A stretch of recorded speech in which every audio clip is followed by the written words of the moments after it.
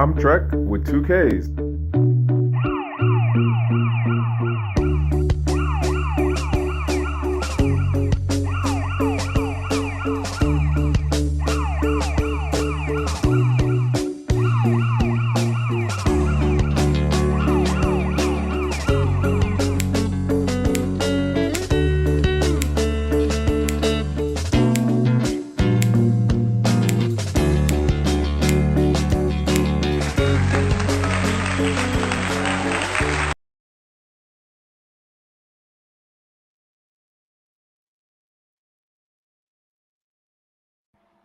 There we go.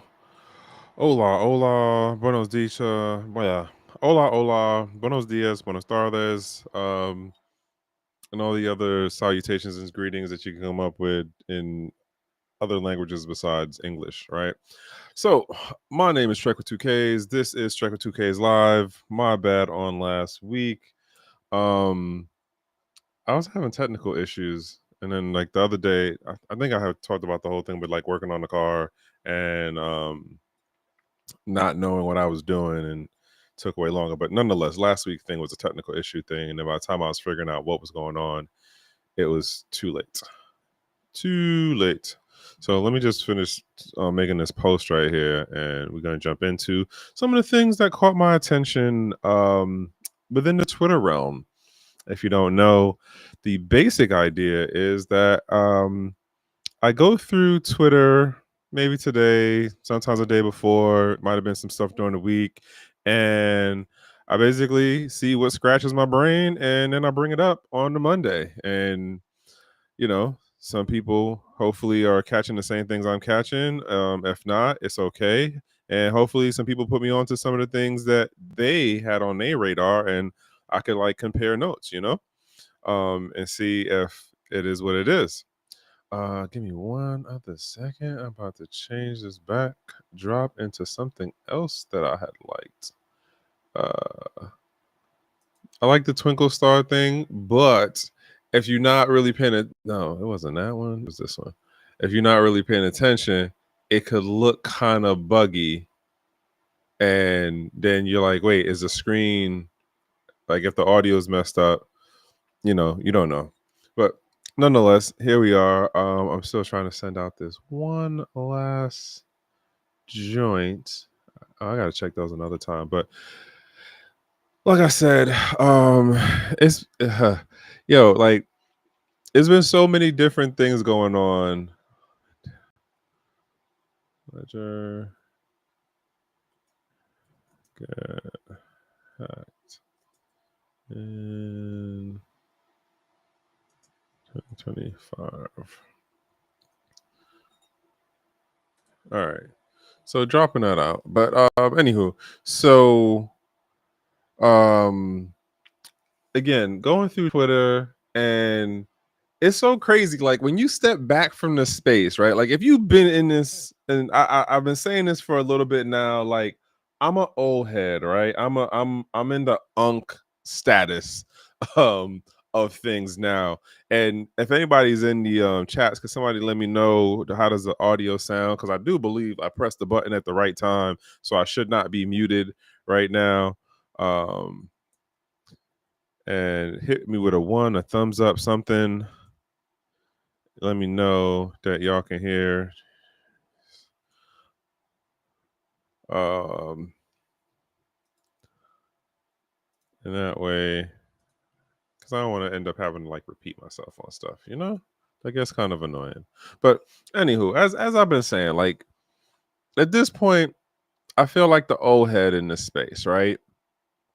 And I'm not saying, I was out here doing everything, balling out, being a crypto bro and all of that stuff, but I've been around for a little bit of time, right?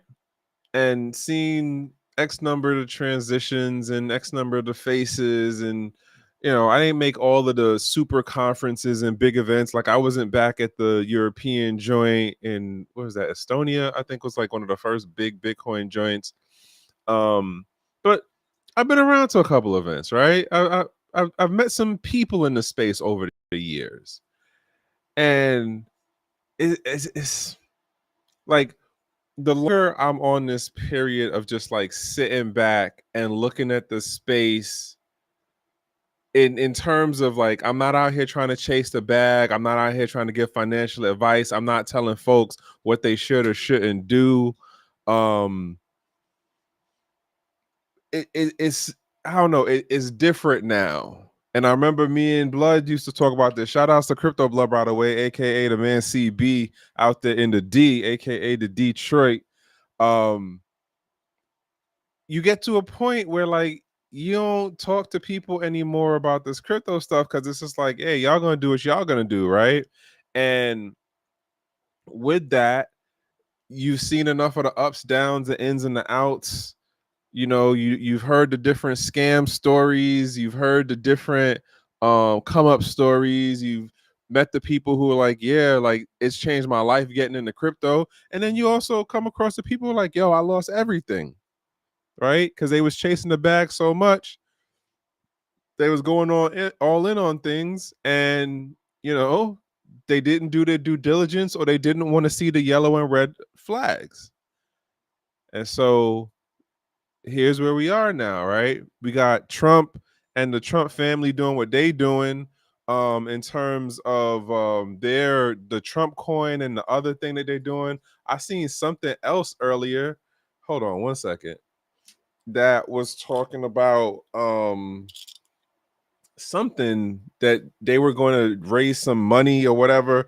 And if anybody, let me how do I say this? In my opinion, and then there's also the other part of like the more smarter internet snoops than me, the netizens and them folks, they're already digging up the info that shows that there's definitely a level of insider trading going on with the Trump stuff, as well as just the general stock market stuff, right? But yet folks are still going to try to FOMO. Folks are still going to try to, you know, find that lick or what they think is going to be the come up. And yeah, like that's where we are. But like you're in this space now, and then you look at it and it's just like, yo, what has changed from back in the day of like the 2014 into 2015, really that 2016-17 period, right? Where folks was 100xing, 300xing for whatever it is they was doing and chasing some meme coin, some shit coin, some whatever flip thing. What has changed from then to now? Because you still got the folks chasing the bag. You still got the folks who are in here coming up with, you know, the grand exit schemes.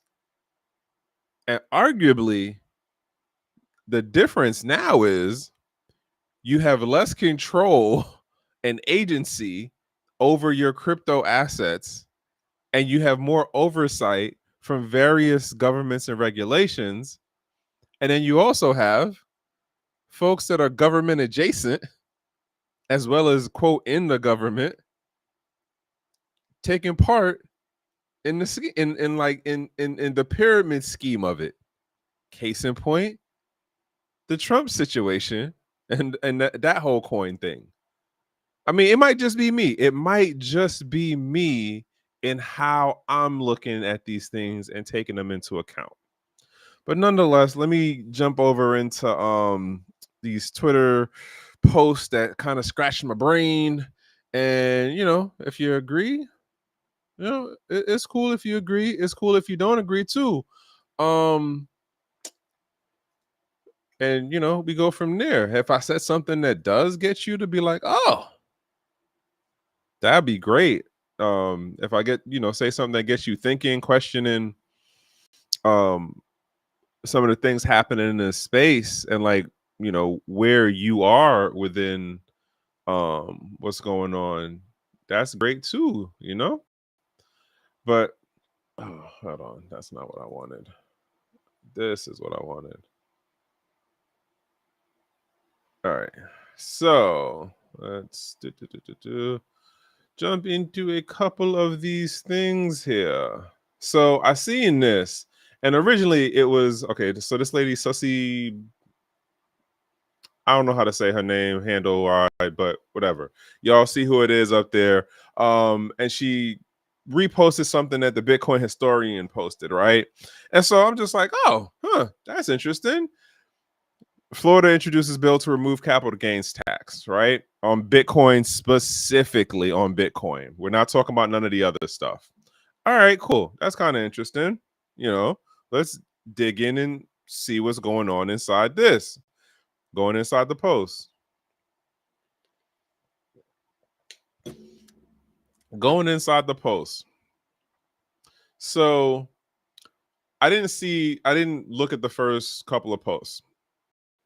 What I did see was this meme right here at the bottom. It was like, isn't capital gains a federal tax, not a state tax? So what do? I do a quick search. Is capital gains or a state tax on Brave browser? I forget what Brave's thing is right now, but I did it through there. So it comes back with the answer. It actually is both. It's a state thing and a federal thing, and there's a whole thing about like the different percentages, and each state has its own percentage thing for how it does it, blah, blah, blah, right? Now, I go back over, look at the post again, and I'm like, okay, so this is interesting. Now, here I am catching up here. Because, you know what? Let's ask Grok, what is its interpretation of this particular post and what it means, right? So this person up here, GnDog52, puts the question at Grok, which is something that you could do now on Twitter. You can at Grok, like ask a question, and then it'll quote give you an answer. And this is the answer that Grok provided. Florida don't pay state income tax. So the proposed bill to remove capital gain taxes on Bitcoin has no direct financial impact on you, talking about the person, the GnDog person, as no state level capital gain tax exists. Federal taxes, 0 to 20% for long-term gains, still apply, right? So that's another thing off on the side. The bill may aim to attract crypto businesses and clarify Bitcoin's legal status, potentially boosting local innovation.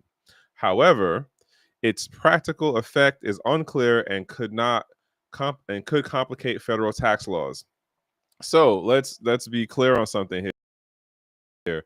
We're not talking about actual innovation. And here's why I say we're not talking about local innovation. And this is more about trying to put up I'm not going to say false narrative, but I'm going to say something that sounds like, oh, well, if I'm a technology company or some kind of business within financial services, all I have to do is somehow include Bitcoin within something of what I do. And lo and behold, right? My bit will not have to deal with the same type of taxes, because this isn't for the residential folks. How many people on the residential level are you going to get to come to Florida? And granted, Florida already gets a number of people because they don't have the damn ooh, excuse me, the state income tax, right? So what does this really do? Let's bring in the business. Let's bring in folks who think they're going to come down and try to set up shop. And if you do something, you're going to somehow connect it into Bitcoin, and then it works this way. Like, how many millionaire folks or people who are already holding a substantial amount of Bitcoin do you think that you're going to get to come to this state, which already doesn't have the state income tax thing? Yeah, you might get a couple of people, but arguably you'd be kind of foolish. And let me say this in the context of, I'm not a financial advisor, I'm not a lawyer, I'm not a tax person. So with that, in my mind, I think you would still be kind of foolish to go to Florida as a regular person, not insulated under any kind of business umbrella, and then be like, hey, I'm a new millionaire, or I'm someone who has a substantial amount of Bitcoin and I'm going to come to Florida and then not think somehow, some way that once a certain number of or segment of the population is, how am I saying this? Is somehow documented as having Bitcoin, that they're not going to turn around and try to find some way to get you out of your Bitcoin or to get you to put money into the coffers. Because at the end of the day, that's all of what this is, and I don't know, it's kind of left field to me that they're even trying to come up with all right, we'll do this thing. So again, here's me saying I don't think that this is directed at the everyday mom and pop person. This is directed at businesses. And I remember when we were like going through towards the end of the whole C19 period, and Florida was out there doing what they was doing, living their life, right? Everything on partying and all this, that, and the third. It was a lot of talk about how Wall Street folks were running down to Florida. A lot of talk about that. And it's like, oh, Miami's going to be the new tech, financial hotspot, blah, blah, blah, blah, blah. And like, yeah, you had, a number of people running down there and just getting away from New York because New York was just madness, right? But how much of those were the actual movers? Like, how much of those were actual the decision makers versus the people who were just trying to jump on the wave of being, quote, entrepreneurs or being startups or being tech bros or being in that, like, Miami's the hot spot. All of the major conferences and stuff were happening down there. And I mean, it was definitely a good run. And heaven knows, man, when you down in Florida, that Sunshine State sun be doing it for you, right? But at the same time, like, what else would really hold you there, right? There's no thing on the state level that's actually looking to introduce Bitcoin in a more like integrated way within the monetary system. And then Bitcoin can't be, I'm gonna say, manipulated and derivatized as the same way that they're doing stuff with Solana and with Ethereum. So, like, at the end of the day, the shit don't make sense to me, y'all. That's the bottom line of where I'm going. The shit don't make sense as this Bitcoin thing being the focus. And of the things that you could do, like I said, if you just, and I imagine if you do a couple more questions around this thing in regards to Grok and then like compare it across a couple of different AIs. So whether it be ChatGTP, whether it be DeepStake, whether it be Gemini, which is Facebook's one, I'm curious on how many of these answers would be the same thing. I honestly think that it might be a lot of similarities in how the AIs would respond, because more than likely they're pulling from the same sources of understanding. So here's documentation about what the tax setup is for Florida, and then like that projection of, yeah, this is about business, not about the everyday mom and pop person. Well, where are we going? Where? So that's that one that caught my attention. This other joint caught my attention too. Cold Card apparently woke up today in one of the texts at Ledger. Now, I am not 100% certain on this part right here, but if anybody has a better answer, definitely, I would appreciate a response on this. The YouTube chat is open. I'm also manning on that side of it too, right? But Cold Card took a jab going about the size of the data leak. If you don't know, this is a convention center out in Vegas that you're seeing on the screen right now.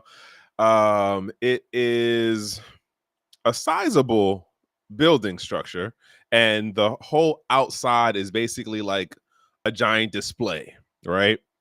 And if you look in the lower, what is that, right hand corner, not corner, but like down towards the bottom of under the word Ledger, that's a parking lot. That's a, what, 1, 2, 3, 4-story building parking lot. This is a sizable convention center thing. And honestly, it's a really good joke in terms of, hey, how big was this data leak about that size, right? But what got me was when you jump into the comments. Now, look at this date real quick. This is May 26th, right? So day, right? Day. And I ain't go too far into it, but you see what's going on, right? Now, when I go, let me do that. Let's do this. All right. So, let's zoom in a little here. Come on. All right. So, up here is my initial question.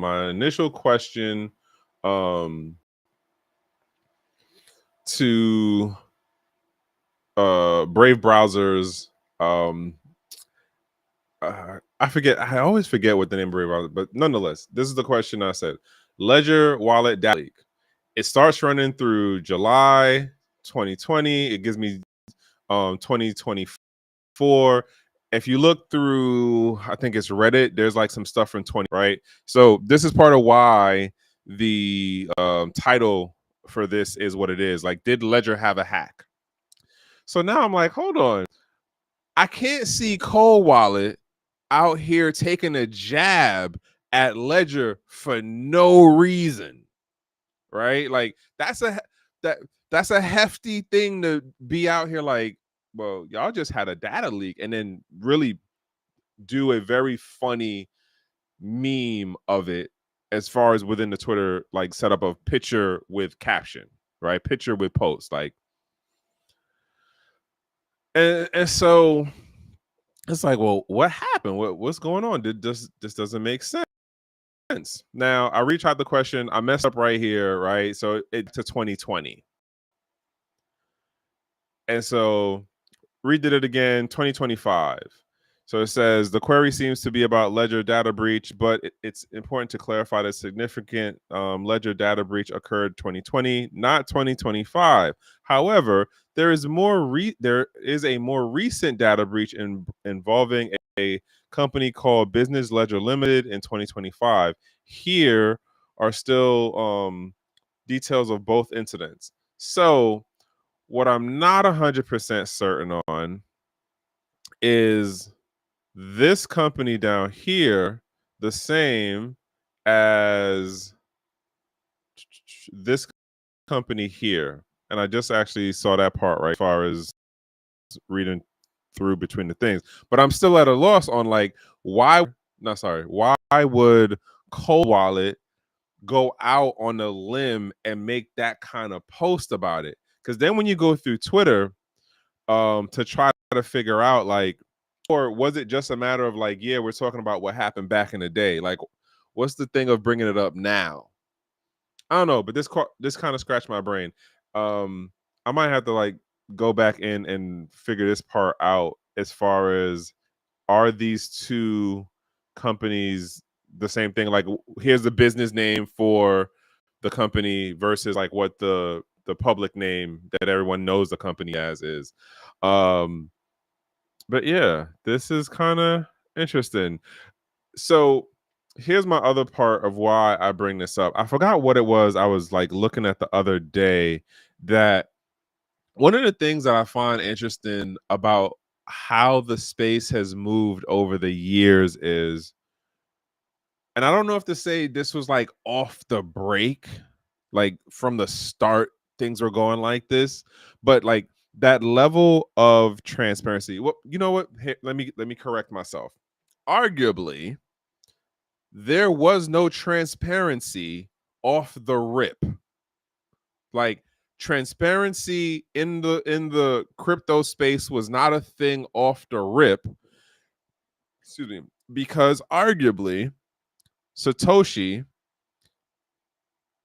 did not give transparency on like who he was or where he was from, or like that whole like, well, what's your real person, right? So like arguably we could say that like there was no transparency in the early foundations of crypto, aka via Bitcoin, because the original person was not being transparent in who they were, and they gave us somewhat presented motivations.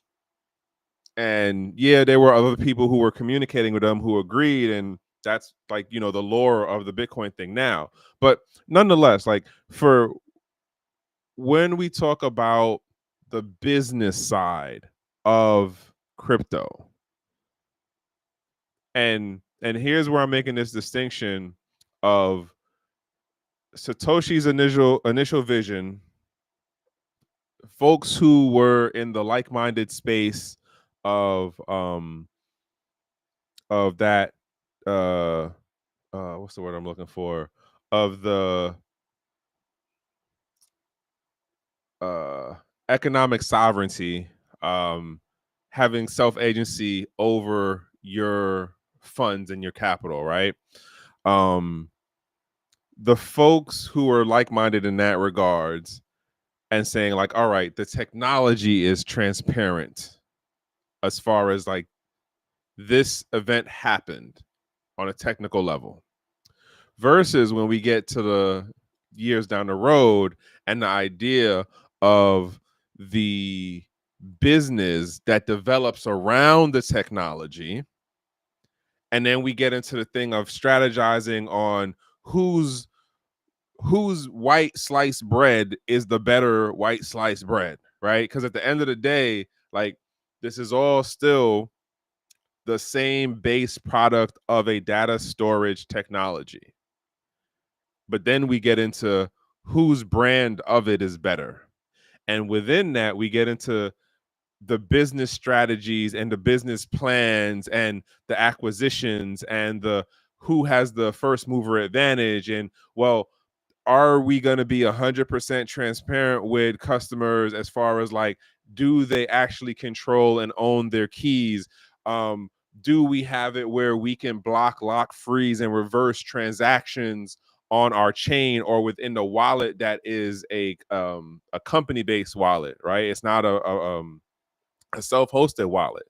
Like, all of those things happened over these last X number of years, and slowly but surely it became best common practice to not admit when you have things like breaches, when you're doing things like what's the doing the damn, what's the name of the book right now, the hash rate, the bit, what is it, Bitcoin hash rate, the hash rate wars or hash rate something. And it was basically talking about like how at a certain point, like, major stakeholders wanted to increase how much transaction information could be put into a blockchain, and it was about a scaling issue versus security issue.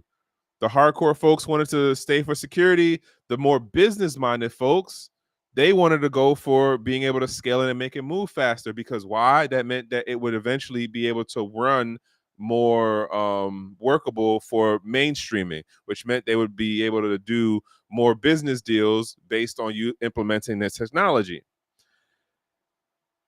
Like, there are a number of different cases and scenarios that we can look at as the space has developed as to like, the transparency was just out the window. Like, no one wanted to really tell what was going on. No one wanted to um show their hand, so to say. Why? Because that would mess up the business, right? And then when you take into account the way that the storylines and the narratives were spun around and how they evolved and changed and morphed over the years around Bitcoin, then getting into Ethereum, then getting to like the whole thing of cryptocurrencies, and then getting into NFTs and smart contracts, and we're here now where we are, and it's just like, man, when I look through X amount of what I remember in the history of this thing, it's just like, wow. I don't know exactly when we lost the transparency part, but I damn sure know at a certain point we did. Even for what we're seeing now with this, like, and I don't know if to say it's a global movement, but we're definitely seeing it here in the States on how Bitcoin is now within the political arena talking points. Bitcoin is now more on the geopolitical. Well, okay, two things are kind of happening. There's the blockchain aspect, there's the stable coins, and then there's the Bitcoin conversations that are now, as well as CBDCs, aka what I call the blue dogs, are now in the geopolitical conversations, right?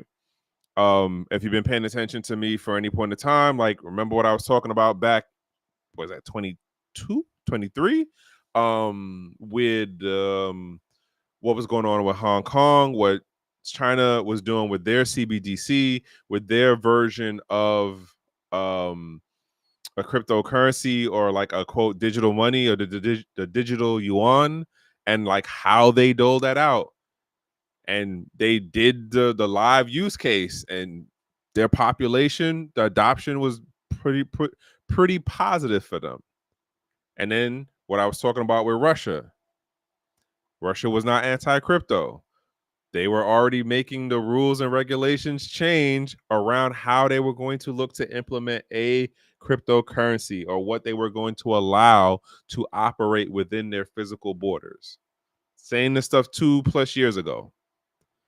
Talked about what was going on with Hong Kong and how that is going to be and is the sandbox for multiple financial instruments, right? Here we are now, though, and all of that to still say, like, it doesn't mean that it's all done in full transparency. It does not mean that at all. Oh, matter of fact, like, perfect example. Here we are, where we have a sitting president who is adjacent to the family business that is now pushing a, I don't even know if to call this a cryptocurrency product, but they're pushing something that is in the category, right? And again, I said it earlier, like, there's already the better digital snoops are already finding the evidence to show, like, hey, this look kind of wonky, how the public announcements is working, how the on-chain transactions are following, how positions are being taken pre the announcement, and then how the account activity looks post the announcement. And it's happening on both sides. It's happening on this crypto side, and it's happening in the traditional markets, such as aka Wall Street. Like, transparency is like out the window 100% across the board. And I would dare someone to like make a solid argument that really says, like, no, everything is on the up and up. Like, I would really like someone to try to make a solid argument. I do not know about the Genesis, the Genesis Act, Genius Act. I do not know. I gotta look. I'll have to Google that one.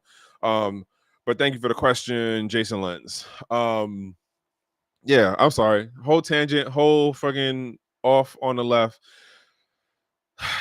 Point being is, and I remember we said this years ago, like, and King even said this stuff too, like when data breaches and leaks, and like, people, I remember back in, like, oh man, like 2020, let's say like 2000, like 2000, 2019, no, 2000, before 2010, like so before 2005, I remember when you would hear news reports of people losing laptops that had so much like business information and PII stuff on there for the companies that they worked for. Like, and it was crazy. And I wasn't as involved in the tech stuff as I was now, right? And like understood it as much as I do now. But it was one of those like, so we're gonna keep connecting everything, and then we know how human behavior works because in damn near majority of scenarios, human beings are the weakest link. Damn near in majority of scenarios, human beings are the weakest link, and we know the behavior patterns of humans. They literally do studies on this about how when folks work in security settings, in skiffs and secure rooms and stuff like that, and when it comes into like the whole thing of passwords and it's like we literally have been seeing year for year, decade upon decade, that these data breaches, these security leaks, these phishing hacks and things have just grown in scale. And I forgot what book this was I was reading. They were just talking about like the whole thing of like as the technology evolves, as you connect more and more, on one side, yes, you do increase quote convenience of the end user, but on the other side of it, you also increase your risk and your surface area for issue. That is just like a natural inherent part of technology, but we never actually talk about that part of it. And lo and behold, here where we are right now. Security breaches out the door. And yeah, Coinbase had their thing. There was one of the comments that was like, "Oh, the Coinbase breach was bigger than the Ledger one." And apparently there's a court case going on where they're being sued because the person is like basically the plaintiff is saying, "Hey, you guys didn't disclose that this happened in a timely manner," which basically was a bad thing for the investors, like AKA shareholders and stuff like that. And I don't know if they're going to end up winning that case or whatever. See how the judge goes with it, but like again, like this is a part of the adoption thing, right? Like excuse me, you're making a business. We're going to have to like do things, even though the technology might be quote different. Your business model is still having to fall within the existing legal framework. And I was saying the same thing back when the DAOs were in place and when we started talking about smart contracts and stuff. Is like the business laws do not acknowledge the ideas and concepts that we would like to see blockchain technology implemented in, where it's not about a person of identity, like a live person, an organic person. The current structure and setup we have right now, it doesn't work for what we would like blockchain technologies to be able to do. What we want the smart contracts to work as in DAOs. Maybe in another 10 years. We'll see. Who knows, right? Let me jump back over. I didn't beat that horse to death. To death. I probably should not say that word. What's going on? It's a national innovation of use. Hold on. Let me do this over here.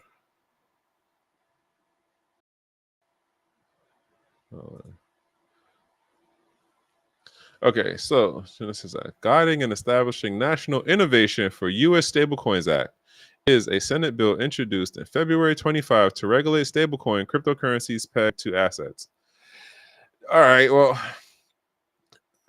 here's off break. The first initial thought that I have with that is right now the main players are USDC and Tether, and then Ripple, arguably as it's kind of a stablecoin thing, right? So is the real thing that we're saying here is if there is a stable coin and it has USD as in a backing part of its basket, because nobody's 100% one-to-one on anything right now. Like, none of the stable coins are 100% on just one thing. They went into that whole basket mode of like, we have different things. And there's a whole nother conversation going on around, I think it's Tether, and how they're connected to the US Treasury in like T-bills or something. That's going to play out in a real funky way down the road, but we're not exactly there yet. Yo, so I was about to go tangent. That's the first thought. Like, even without actually reading this bill, I don't think this is actually about controlling American based stablecoin companies. Because we're literally doing this thing with China right now where we're like, hey, if any country buys what is it, any of their AI related products or their chips or anything, no, was it Huawei? I think we're doing that against right now. You have violated the American Trades Act or some Chip Acts thing, which is like, we don't actually have proof that though the technology that they're creating is based on or uses components of our stuff, but we're just going to put this thing in the law and say everyone has to listen. Like, this, it sounds like we're talking about US stable coins, but considering how stable coins are set up in terms of the basket of assets that are backing them, I think this is it would arguably be a bigger play than just something within inside the American quote borders, because we can't even say borders right now on anything, because we just go, well, it's all about us just saying we have jurisdiction, which I've been for years, way before the crypto stuff, on, yo, this guy has the crazy story. I really want to follow up and see how this plays out for him. I don't know what this man did to be in jail, but I'm curious on how for him.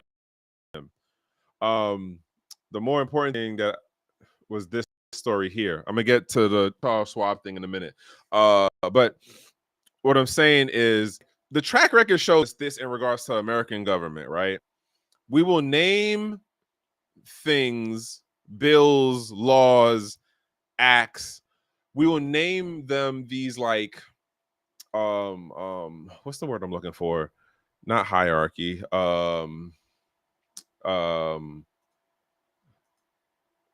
What is the word that I'm looking for? We will.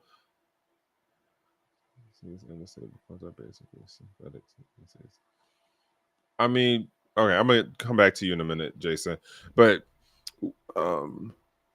I forgot the word. But basically, like, it's saying we're doing it of our goodwill, right? We name these things that sound good on surface, but when you actually read the bills and you read the sub chapters and the devil in the details part of it, a vast majority of the time, there is always stuff in there that is just not good for the public, not in the best vested interest of the American public.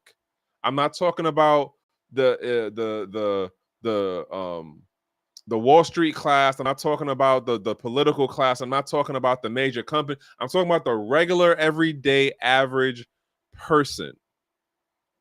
X amount of times, these bills that we've put out in like the last 30, 40 years that end up being into federal law stuff has had stuff in there that is not in good favor for the average American person. If you just look at how we've created bills and acts that got us into offshoring, that was led by the what do you call them, Wall Street, yeah, because we moved into the whole financial thing, the financing realm, versus staying in the production realm. In regards to us actually making physical things, we moved our market into financing, which is a different type of production. Nonetheless, like, we still are where we are, and we're still moving forward in terms of, we have these legislators, we have these Congress people, we have the local people and the federal level folks who are looking to implement things that are not in the vested interest of the average local, and I don't even know if to say actual American citizen in this regards, but just if you're here in the States, like, and yeah, at the end of the day, like, we're going to talk about like the American public as far as like who's a citizen, but we know that at this point we have more than just American citizens in America, right? In the United States. We know that part of it. And I'm going to argue that this includes those folks too. And I say that in the context of, you already have X amount of Americans who don't vote or don't or aren't active in the local or the federal level stuff. So even within that, it's like, yeah, like, it affects them too, even though they don't do their civil duty part, as well as the other folks who are not American citizens. These things that we come up with, or not we as like a person, but these elected officials, they come up with things in some cases based on something that a think tank came up with like 10, 15, 20 years back, or some business group was like, oh, here's what we want to do to like be able to like either expand the market, gate guard a market, or, you know, squash or totally kill another market. Like, that's where we are within this modern world of modern man. And, you know, the no, let me not say that one. That's kind of crossing the line on some things. But yeah, like, we it's so crazy to me when I look at where the space was to where things are now, and how um we went from talking about transparency, we went from talking about, you know, having economic sovereignty, self-agency in terms of our financing, to it's being pushed into like, no, like, you have to use the institution. Well, if you don't use the institution, and case in point, look who, Charles Schwab, right? Charles Schwab was really slow to drag their feet on getting into this crypto thing. Fidelity was mining more than 5 years ago. But, you know, like, here it is. Charles Schwab is seen as like the canon, the established trusted name, and here they are now coming to the party, you know, Johnny come lately, and it's just like, yeah, we're gonna do it, but literally your 35 million users, your clients, could have got Bitcoin all they wanted to from 2011 to now. Like, the it wasn't nothing stopping them, but listening to you telling them that they couldn't do it when they could have, because the technology was open to anybody. Like, that's where we are. Like, one of the things I've also noted over the years, and I forgot what book I was reading that was pointing out the thing of like, the idea of how the government comes in is like, well, we need to mainstream it through regulations, policies, and guidance. And within doing that, we also limit people's access and ability of agency, because we got to level the field out, and at the same time still have a level of control over whatever that thing is, right? A business, a product, a service, whatever. This is just what government does. Whether you're talking about at the local level, county, city, state, like, that's what a government does. Federal, even more, right?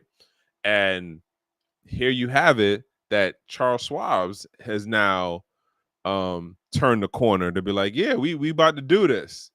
So I think that in bigger picture, the the not the ring, but like the word has been put in to like the decision makers at this level for this type of echelon of people. Hey, like Bitcoin's going to be the lead, and like start making that conversion of where you're getting the user base involved. Now, granted, hold on.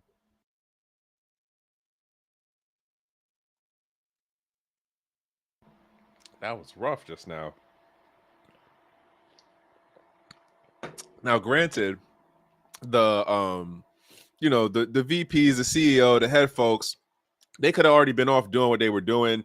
There could have been some side projects that were experimenting on different things, which was definitely going on in the early, the early 2017, 18 period with X amount of Wall Street.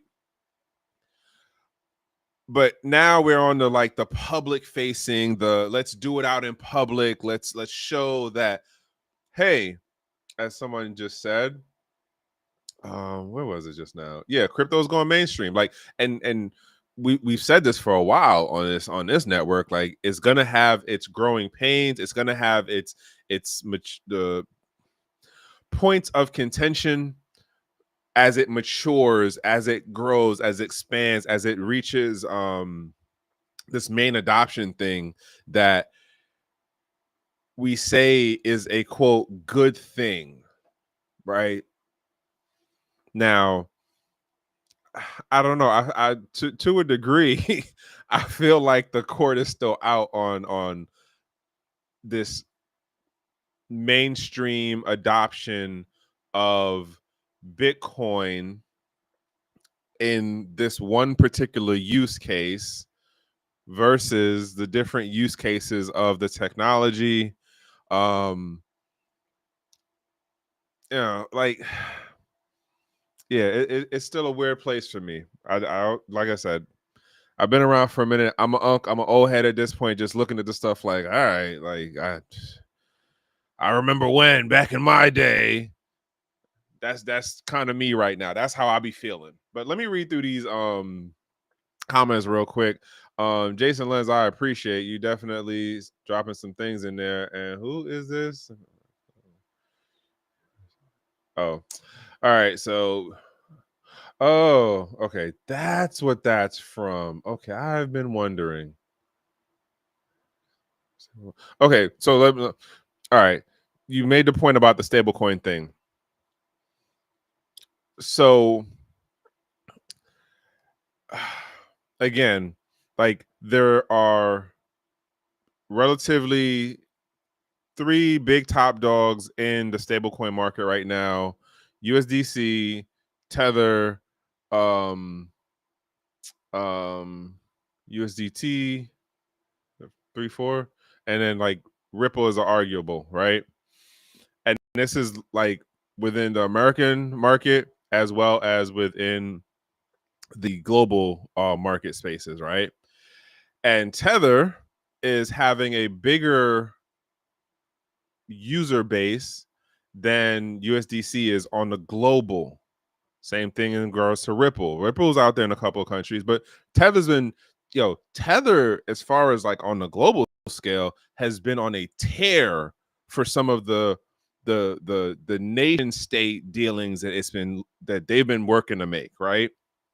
And again, like you're making a point that the act you believe states the preferred stablecoin over CBDC, and the stablecoins are basically synthetic CBDCs. I mean, I don't know about synthetic, but it's more one of those like, how hard would it be to sell CBDCs to the public?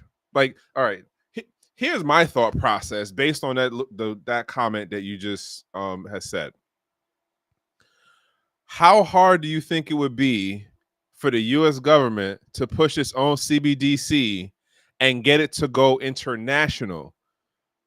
Like, they give two licks about the stablecoin part. In this is in comparison. Getting the stablecoin to work within the local American market is one thing, because they can do different mechanisms to force it into the use case, right?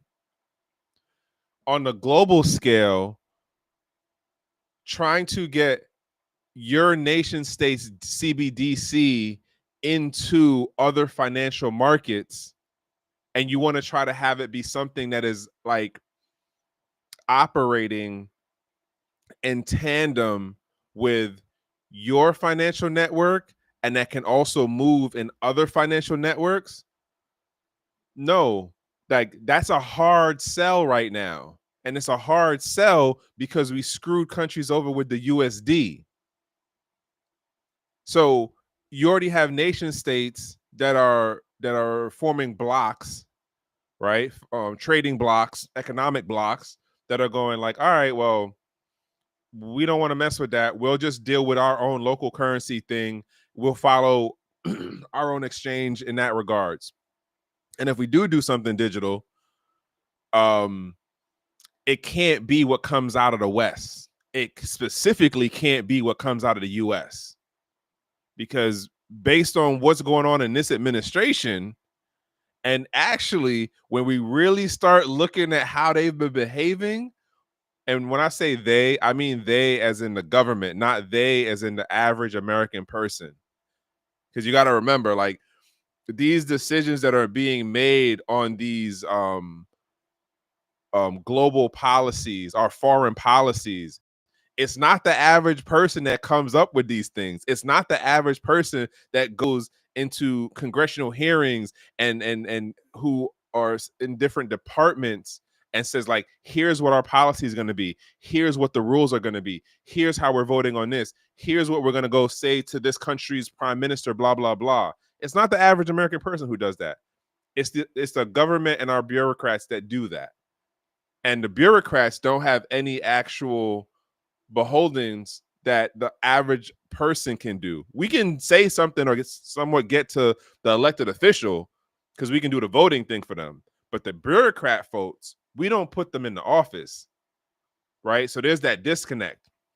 But before I get way off into that whole shenanigans, my point is that it would make sense to try to say, well, how about we make up a regulation that targets the stable coins, because the stable coins are already in the markets.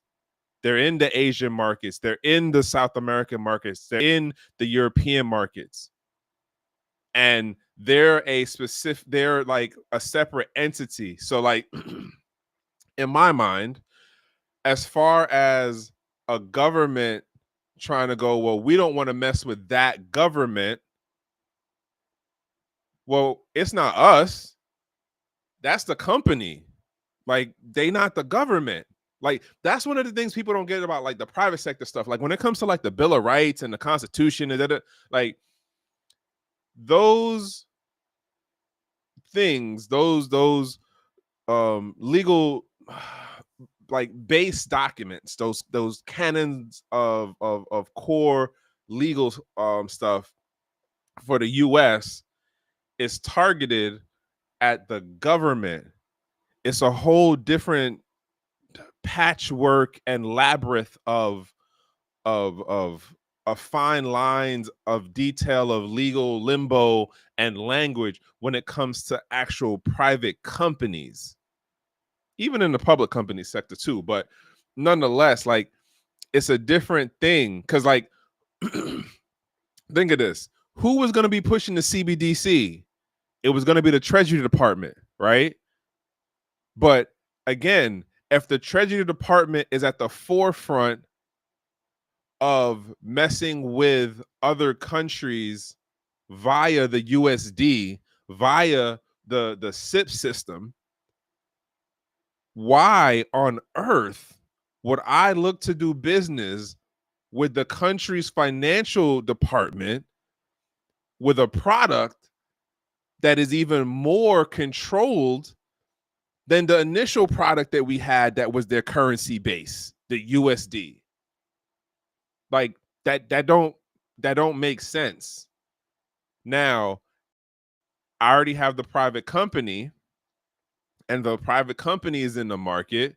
Now, granted, you could where the country would be like, well, this company isn't allowed to do blah blah blah in our territories or where areas where we have jurisdiction.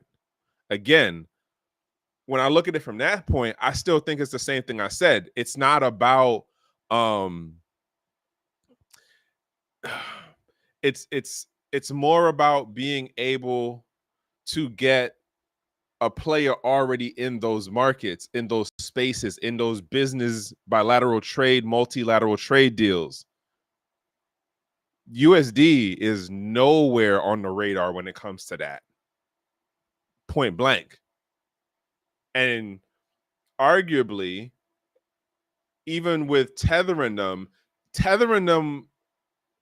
and USDC, it's like USDC isn't even on the same level as Tether as far as use cases. Like it. And then I seen something today that was talking about USDC might be talking about getting sold off. Like it's. I hear what the act is called, but based on some of the other things that I'm just paying attention to, it more seems like they're trying to like skip a step, and they're trying to position it that they will have an ability to mess with other countries because these stable coins are already involved in their financial systems in some way. And Tether is like on the top dog of it right now. I'm gonna do that. Yeah. I'm sorry, I'm reading another comment, y'all.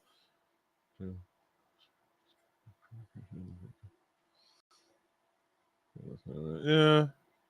I seen something else about some thing with the encryption thing today too. But like I said, it is what it is.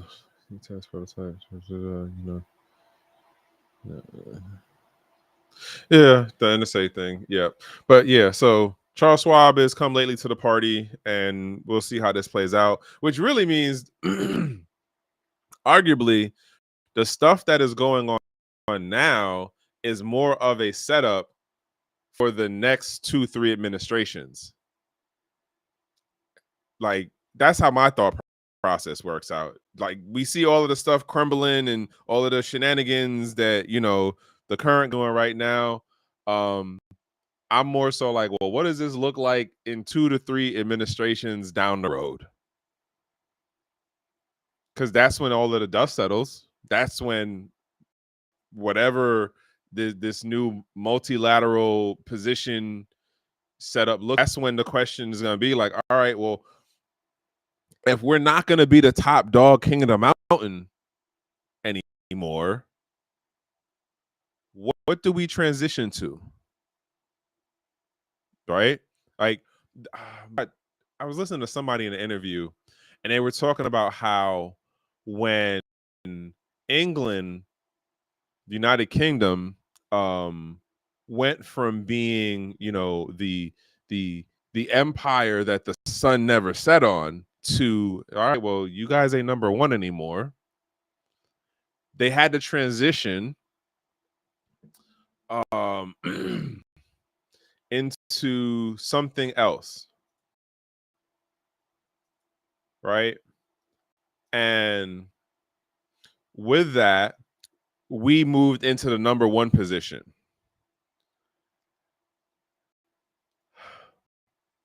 I think that, and I'm basing this comment on the little bit that I understand about history, as well as like some of the things that I've heard the more smarter people and the more historically focused people who can recall better dates and times back in the past and the different, people and organizations and who said what and blah blah blah, right? And the question now that is not being acknowledged in an honest, in my opinion, conversation at the national level, and even amongst just like the regular average Joe person, I don't think we get the context of, we're obviously not going to be able to maintain the system we have of being, quote, number one, king of the hill. So if that is the case, how does this transition work to where we don't totally collapse the system and screw over again the everyday average person?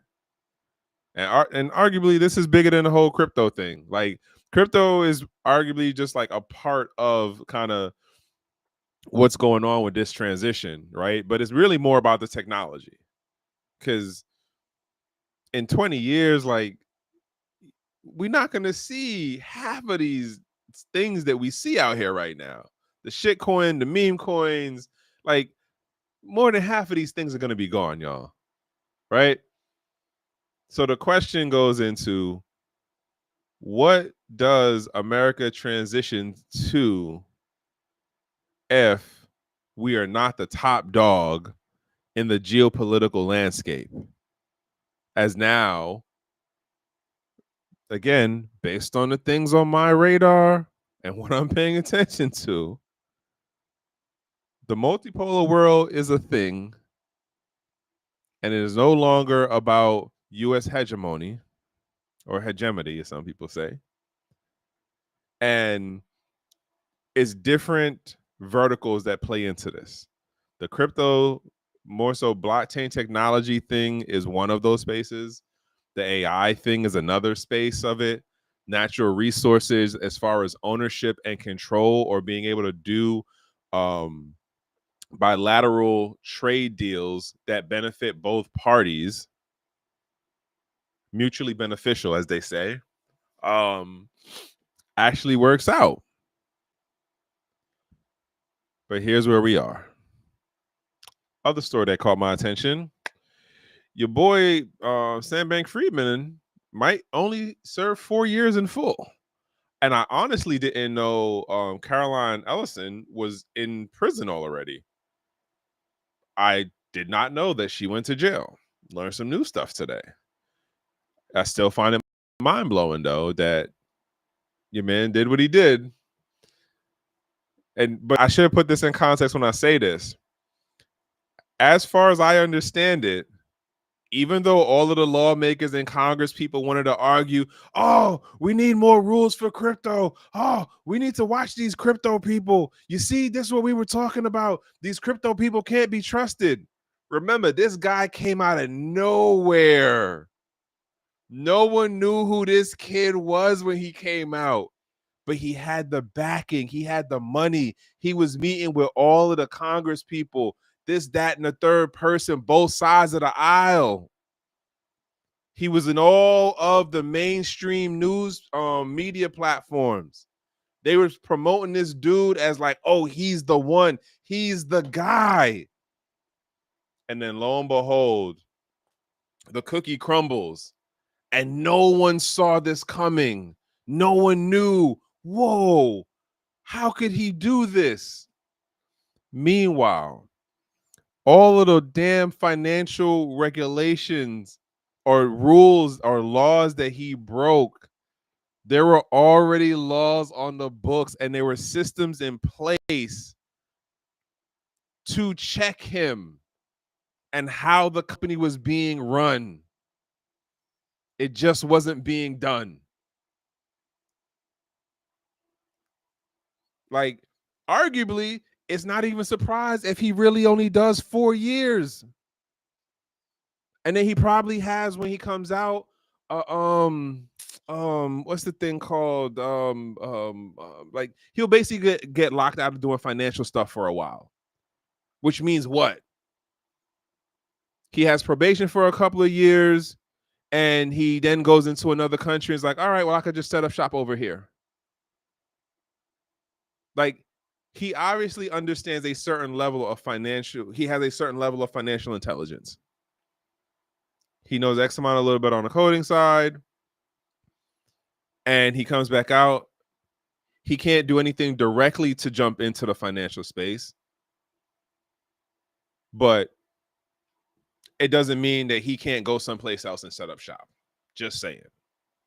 Just throwing that one out there. All right. What was the other thing? Yeah, did that twice. That was the thing I was saying about Coinbase. Wait, which one was this? Oh, the thing I was saying about the person on Coinbase about the hack not being disclosed. This one, oh, okay, bet. So this story reminded me of something, and I've brought this up a number of times before. So Wu Blockchain, I told y'all before, is one of the things that I follow. Oh man, yeah, I gotta run. Yeah, for sure. Humanity Research Consultancy reported that Cambodian authorities are linked to platforms such as Huan Group, which has processed over $4 billion through its Telegram-based escrow service, Huan Guarantee, and launched a stablecoin to bypass financial oversight. The U.S. Treasury has designated Huan as a primary money laundering concern and proposed cutting it off from the U.S. financial system. This was out of Decrypt News. Now, I remember, I can't remember the dude's name right now, but he was one of the early crypto consultants, like early in the space. This is like 2015, 2014. And I remember he brought up the point about like what is the highest volume crypto where's the highest volume of crypto activity? And I believe this was like 2015 or something. He said it around then, or it might have been 2016. And everybody was naming Kraken, Coinbase, blah, blah, blah, blah, blah, blah. And it's like, nope, Telegram. I'm just saying, like, all the shit people talk about Telegram, oh, it's not secure. Oh, da, da, da, da, da. Like, folks are still making it clap. Folks are still making it rain. Folks are still chasing the bag. It like it's going on what's going on. Like if you are in certain groups, you already know what's up. And Telegram, I could definitely I be seeing people's names, and I don't, you know how like when you get into certain apps that are like communication apps, you can do it where like, oh, let us, go into your contacts and see who is already on the thing. I don't do that. But let me tell you, the number of people that I've seen pop up on my Telegram feed because they're using their like actual names and they're using, you have to use your number and stuff. Oh man, I'd be surprised with some of the people who I see popping up on Telegram. And it's just like, what are you doing here? Why are you even on this app right now? Like you don't move in some of the circles that I move in, and I know what you do for work. So like, what are you doing over here? But nonetheless, I'm not judging people. I'm not smudging. Telegram is doing what it does, and unless something happens, I don't see it stopping anytime soon. This is the other thing I was talking about when I had mentioned that the whole Trump situation. No, was it? Yeah. So this is definitely going to be in the bag in this situation right here. Oh, you can't even see it looks on the screen. So basically, another story on Wu Blockchain. Trump Media and Technology Group has denied a Financial Times report claiming it plans to raise $3 billion through a $2 billion in equity and $1 billion in convertible bonds to purchase Bitcoin and other cryptocurrencies, calling the publication dumb and its writers, even dumber. I swear to God, this man is level of elaboration. I don't know. Again, like transparency is out the window. He's not really, him and all the folks connected around him are doing things that just look very screwy when you start scratching a little bit at the surface, and it looks like they just trying to make a lot of bag holders, while the folks who are connected closest to the spigot are making off like bandits. That's just my take on it. You don't got to agree with me. Just saying. I meant to cover this story last week with this whole Hester Pierce thing and her saying, not okay. So Hester Pierce says this thing: most existing crypto assets are not securities, and urge a clear, workable, and regulatory framework to replace the agency's past enforcement-driven approach. Like, she says all of the good things. She sounds very nice in interviews, but at the end of the day, she's still a bureaucrat. At the end of the day, she's still a part of the federal government. Like, you don't ask the warden, hey, let me get some more room in my cell. That's not how that works. They're giving you a predefined space, and they're telling you how you will operate in it. That's it. But let me just call that a day on that, because it is definitely late. I went rambling much more than I needed to. I appreciate the folks who tapped in. If y'all could just give a thumbs up. Also note, I do have my actual own channel called Trek with 2Ks. And if you could just give me a sub, give me a thumbs on that side of it, I greatly appreciate it. As I say to y'all folks, man, if you're in this American jurisdiction, do remember to cross your T's and dot your I's, because we might be under another administration, but considering how things are going, it definitely seems like the average Joe person who's not connected to high-powered lawyers or has enough money to do a what's his name, Arthur Hayes walk away, you fair game to these folks out here in the law enforcement side. And that's that. Other than that, though, it's a Monday. I hope for the folks who were able to be off today, y'all had a good, enjoyable day. It was some really nice weather. I did some camping this weekend, man. Like, it was good. It was good being out in the woods. And for the folks who did have to work today, hopefully you didn't have to work too hard. You didn't get worked to death. It was an easy enough day. And what else? What else? We still got 4 more days to go, and then we back to the weekend again, you know? But as I say, from one human to the next, the best that I can wish for you is to be in a safe place, in a safe space, and in good company. And until the next one, y'all have a good one, man. One.